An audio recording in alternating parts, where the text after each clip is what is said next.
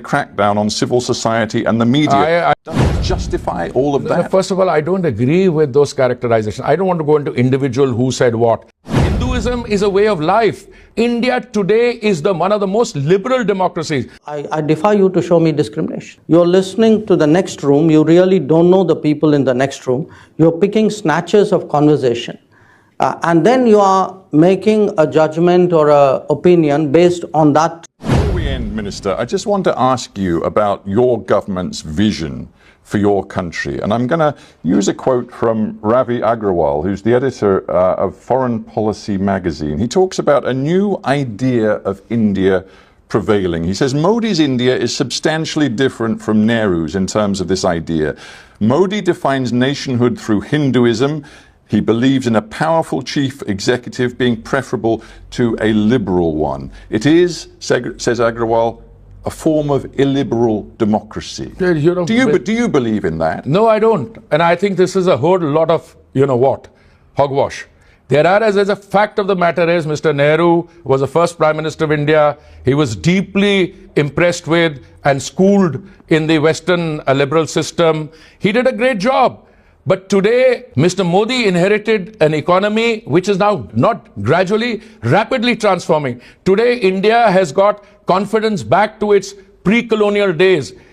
Hinduism is a way of life. India today is one of the most liberal democracies. Mr. Agrawal is entitled to his views, and Mr. Agrawal is perhaps serving an audience. Let me share with you something. Today, in India, you have a robust democracy. People use the choicest invectives against elected leaders. Try and do that in a Western democracy. See what happens in terms of result. Today, our institutions are functioning. The judiciary, the apex judiciary, the fourth estate, the press, totally free press.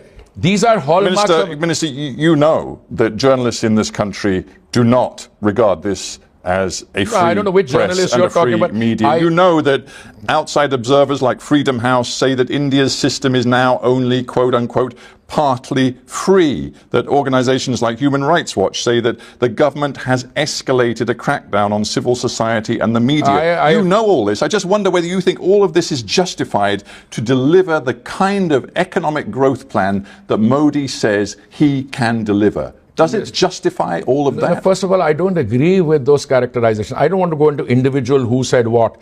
But, if I were in your place, I would make an independent assessment rather than be going, somebody is calling it an illiberal democracy. We are, whether the West likes it or not, anybody likes it or not, the world's largest democracy. We're also the mother of democracy. We had republics operating in India in 6th century BC. And today what you witness in India is a very robust democracy which is delivering goods and services to its people. Insofar as liberty and democracy is concerned, we have no shortage of it. To the Journal, expressing his concern that I hadn't said enough in my column about problems of religious minorities in India. So how would you sort of try to shape the conversation, or how would you respond to some of these concerns that people have here? It would be a mix because, I think different people, if I don't know Cardinal Dolan, I'm a little more familiar with American politicians, including members of Congress. So I'm not, I know many of them have strong views, often electorally driven, sometimes culturally driven, all of that. So I'm a little hesitant to address specific examples. But as a broad proposition. Yes. Look, as a broad proposition, all I can say where India is concerned is the underlying culture of India is deeply pluralistic. In fact, I cannot think of any society in the world, and I've lived in many of them, whether I look at Europe or look at North America, and US is very pluralistic. China, I've lived in Russia. The diversity and the layers that you get in India, and you can slice it in different ways. It could be ethnicity, it could be faith, it could be language, it could be traditions. it's actually unique. It's truly in multiple accesses the most diverse space in the world. Now, it is something, now when you have that kind of diversity, that diversity will always have its own conversations and discussions. It will be, there will be attempts to get a certain balance right, there will be corrections, there will be recorrections. It's in the nature of diversity. The only way you won't have those dialogues is when you don't have diversity, or when you have imposed something so strong that, you know, everything is okay in that place because everybody has either been forced to agree or conditioned to agree with each other. So we actually are a much more looser society where there's almost a natural inclination to disagree, and that is our national character. Now, when you have people who have not come through that experience, who for them, you know, are listening, it's like you're listening to the next room, you really don't know the people in the next room, you're picking snatches of conversation, and then you are making a judgment or an opinion based on that particular soundbite that you picked up.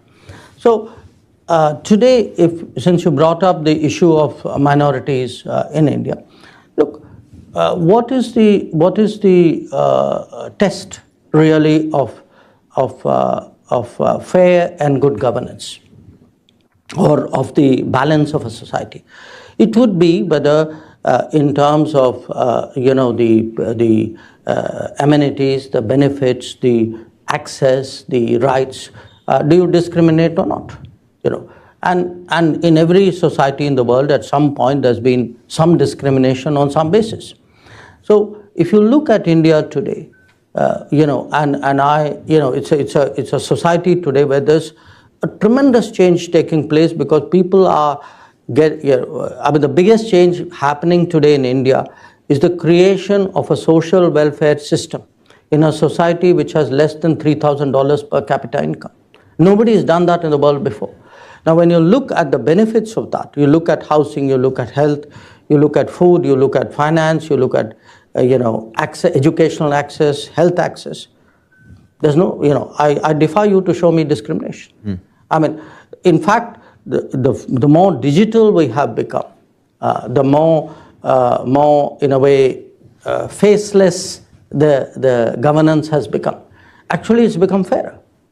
But as I said, this is a globalized world. There will be people, you will have people gripe about it, and much of the griping is also political. Let me be very frank with you, because we've also had a culture of vote banks, and there are sections who had in their own eyes a certain privileged access, who today may resent the fact that they don't.